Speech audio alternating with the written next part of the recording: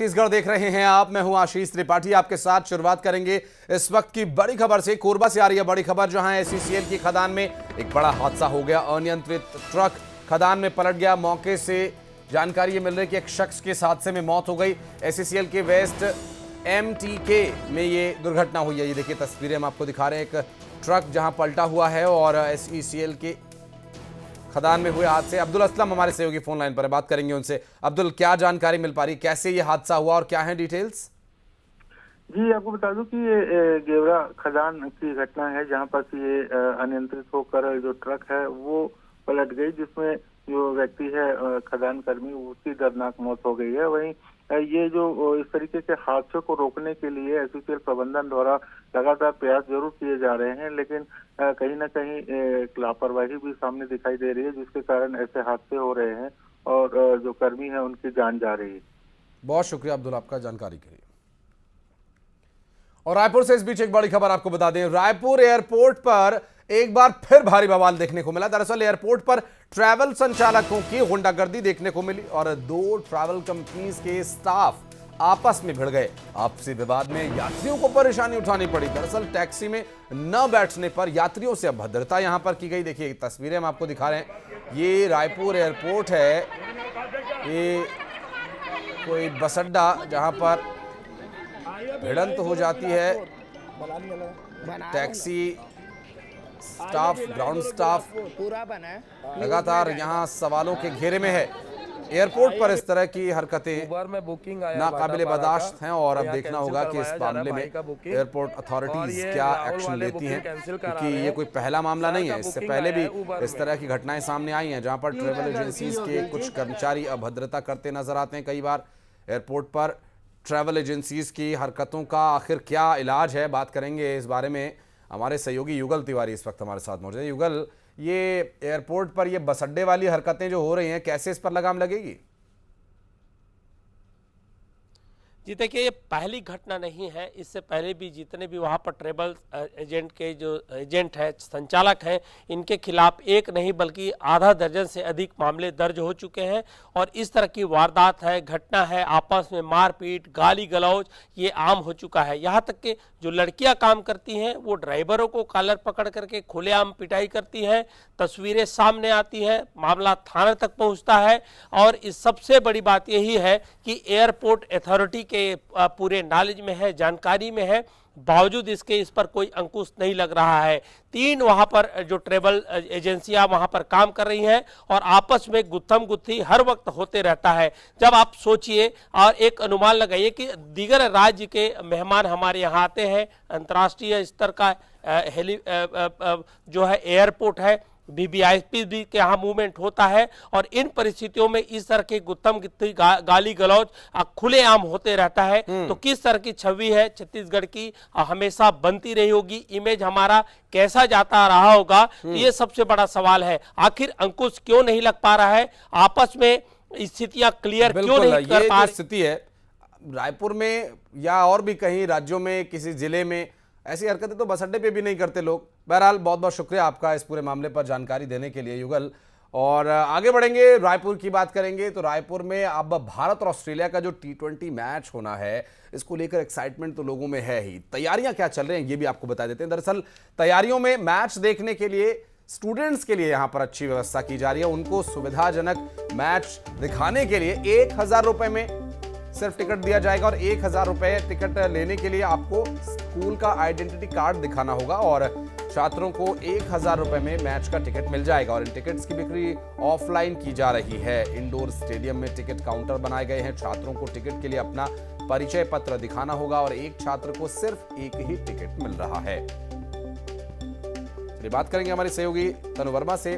तनु, T20 match को लेकर तो एक्साइटमेंट है ही, छात्रों को अब और सस्ते टिकट मिल रहे हैं, इसके लिए छात्रों में भी एक्साइटमेंट होगी?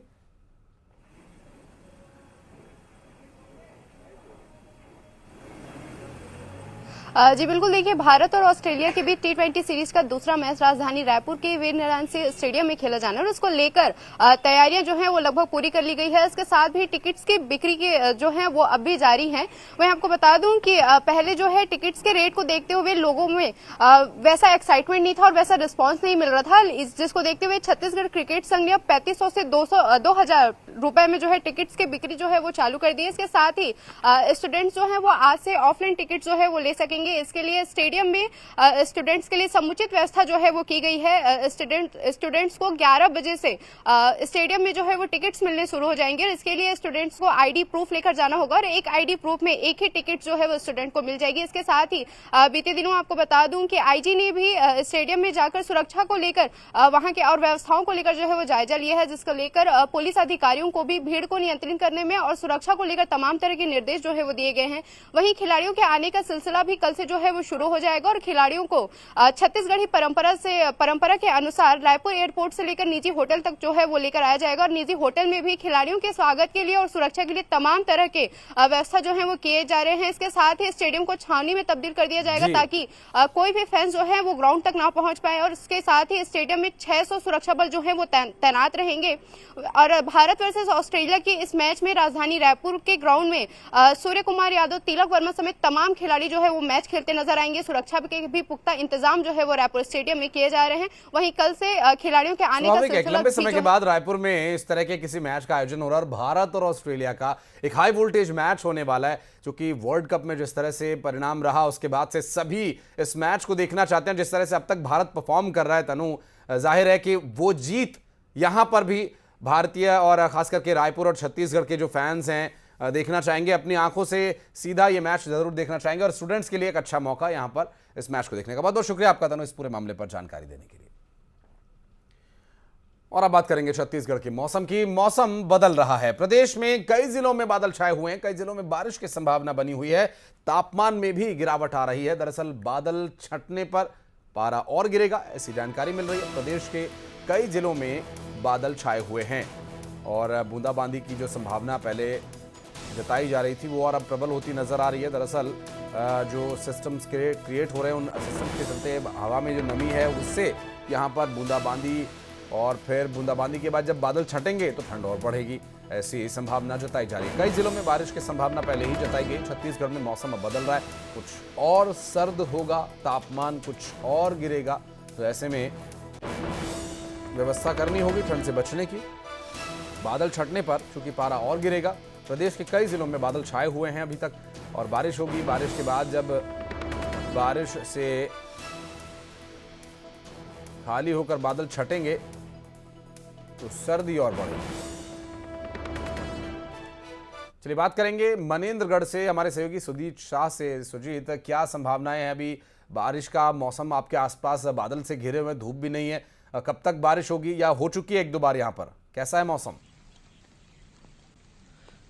जी बिल्कुल, लगभग 1 घंटे से लगातार धीरे धीरे जो है हल्की बूंदाबांदी हो रही थी, लेकिन अभी जो है पिछले 5 मिनट से हल्की तेज बारिश शुरू हो गई है, जो कि किसानों को काफी ज्यादा नुकसान होने की संभावना है। खेतों में आप मेरे पीछे देख सकते हैं, खेतों में जो फसल है, खड़ी फसल लगे हुए हैं, कई जगह जो है इसी तरह जो है खड़ी फसल जो है लगी हुई है। ऐसे में यह जो 3 दिसंबर जो है चुनाव परिणाम, जो नेताओं के साथ साथ किसानों को भी चुनाव परिणाम का इंतजार है, जो कि दोनों ही दल जो है बड़ी बड़ी घोषणाएं की हैं किसानों को लेकर, जिसके कारण जो है किसानों को एक बड़ी उम्मीद है दोनों ही राजनीतिक पार्टियों से कि ताकि जो जिसकी भी सरकार बने उनको लाभ मिले। ऐसे में किसान जो है, कई जो है ग्रामीण जो है किसान है, वह खेतों से फसल अभी काटे नहीं है। कई जगह जो किसान जो फसल जो काटे हैं उसकी मिजाई नहीं हुई है। ऐसे में जो बादल है, बादल लगातार जो है पिछले 2 दिनों से बादल घने बादल छाए थे और नमी था, लेकिन आज जो है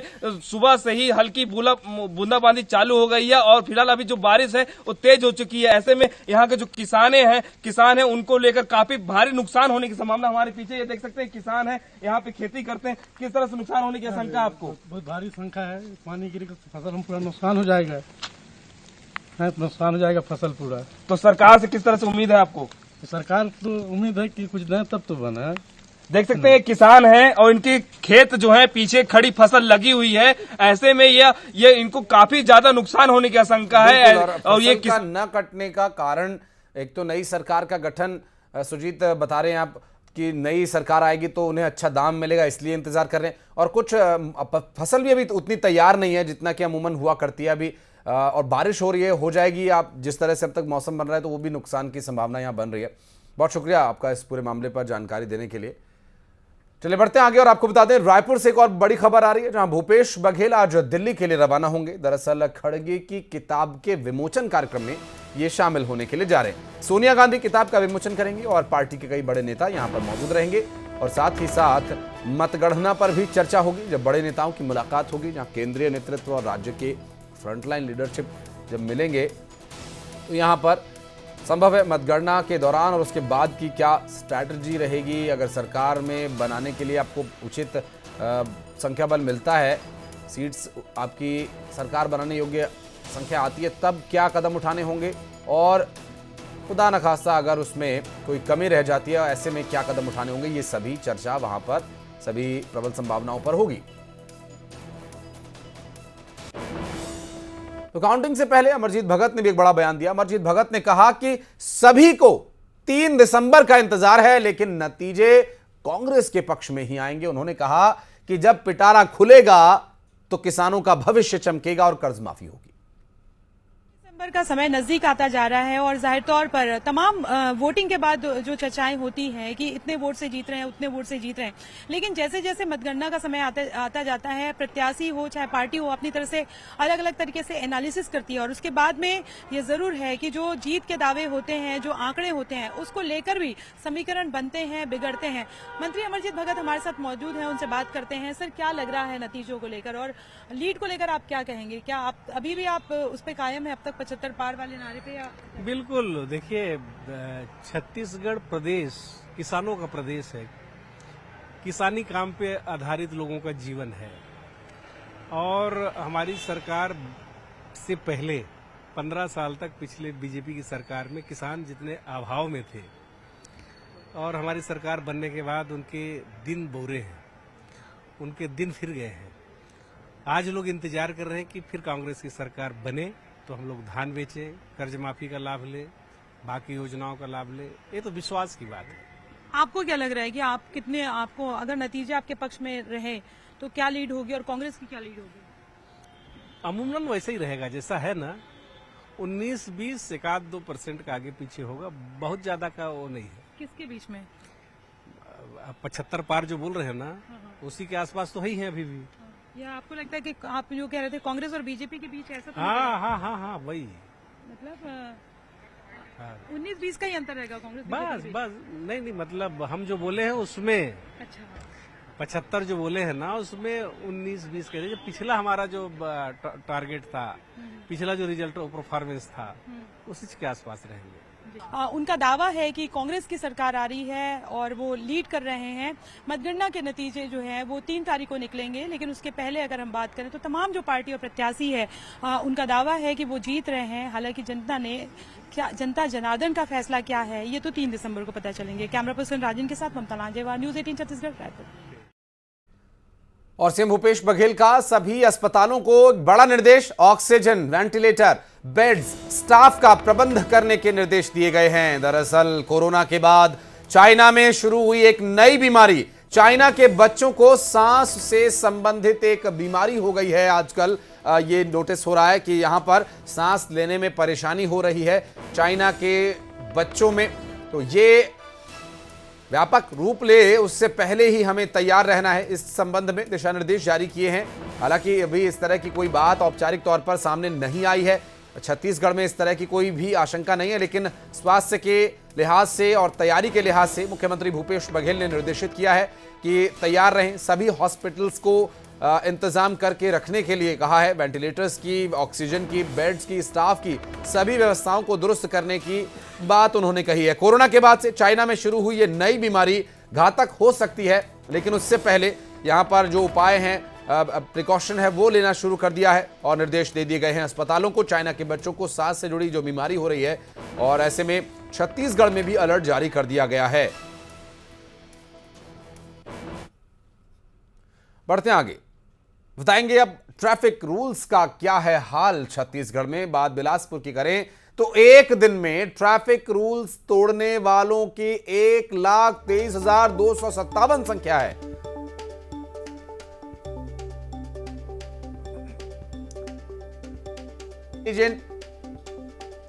ये आंकड़े इंटेलिजेंट ट्रैफिक मैनेजमेंट के सीसीटीवी कैमरा से मिला है और इनमें 70% लोग हेलमेट नहीं पहने हुए हैं, जिनके ई चालान भी काटे गए हैं, जिसमें कि कैमरा जो इंस्टॉल किया जाता है उस इंस्टॉल कैमरा से ट्रैफिक रूल तोड़ने वालों के ऊपर उनकी फोटो खींचकर उन पर चालान किया जाता है और नियम तोड़ने वाले वाहन चालकों के मोबाइल तक अभी वो नहीं पहुंच पा रहे।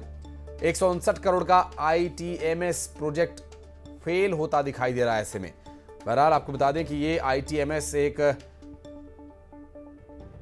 ट्रैफिक सिस्टम बनाया गया है जिससे कि ई चालान किए जा सकें, लोगों को ट्रैफिक नियमों के बारे में सचेत किया जा सके। जहां पर ट्रैफिक पुलिस कर्मचारी मौजूद ना हो वहां पर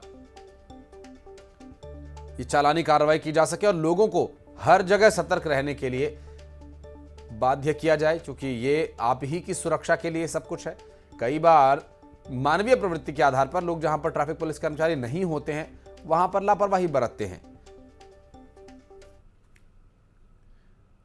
और अब हाथियों के उत्पात की खबर, 2 तस्वीरें आपको दिखाते हैं। पहली तस्वीर सूरजपुर से सामने आई, जहां 20 हाथियों का दल पहुंचा और प्रतापपुर वन परिक्षेत्र में हाथियों ने जमकर उत्पात मचाया। और दूसरा जो हाथियों का भय है वो बलरामपुर में फैला हुआ है। दरअसल ये हाथी फसलों को नुकसान पहुंचा रहे, ग्रामीणों को भय है। ग्रामीणों ने हाथियों का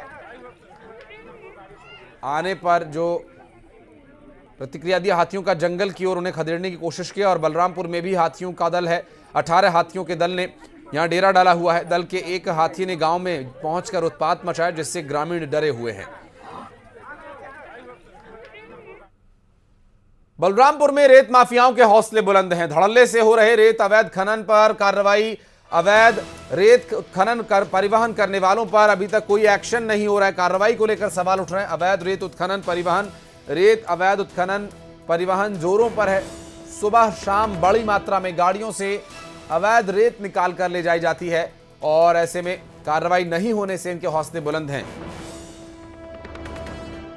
शंकरगढ़ कुसमी सीमा गलफूला नदी से रेत निकाली जा रही है। तस्वीरें आप देखिए, अंबिकापुर से सामने आई। और अंबिकापुर से एक और बड़ी खबर आपको बताते हैं, धोखाधड़ी का एक आरोपी गिरफ्तार किया गया। 46 करोड़ की धोखाधड़ी का इस पर आरोप है। कोयला व्यापार में मुनाफे का झांसा दिया, 6 महीने से यह फरार था और पुलिस ने इसे बनारस से गिरफ्तार किया है। कोतवाली थाने में शिकायत, बनारस भाग गया था फ्रॉड, धोखाधड़ी करके बनारस में जाकर छिपा हुआ था और कोतवाली थाने में इसकी शिकायत दी गई है। 46 करोड़ की धोखाधड़ी का इस पर आरोप है। अंबिकापुर से मामला सामने आया, हालांकि इसे धर लिया गया और कोयला में 6 महीने से मुनाफे का झांसा देकर फरार आरोपी को धर लिया गया है। कोतवाली थाना अंबिकापुर से पूरा मामला सामने आया। पुलिस ने इसे बनारस से गिरफ्तार किया। धोखाधड़ी का इस पर आरोप है। 46 करोड़ की धोखाधड़ी का इस पर आरोप है।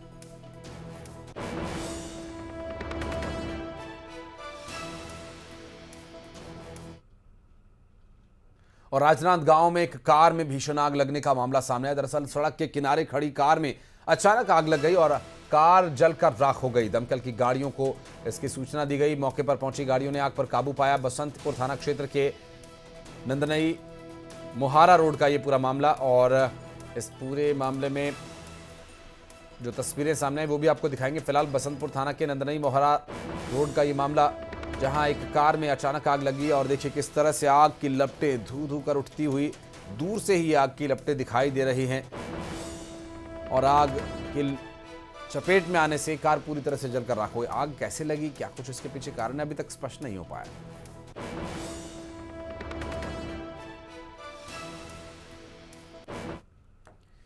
और अब नजर डालेंगे सिटी टॉप 20 पर।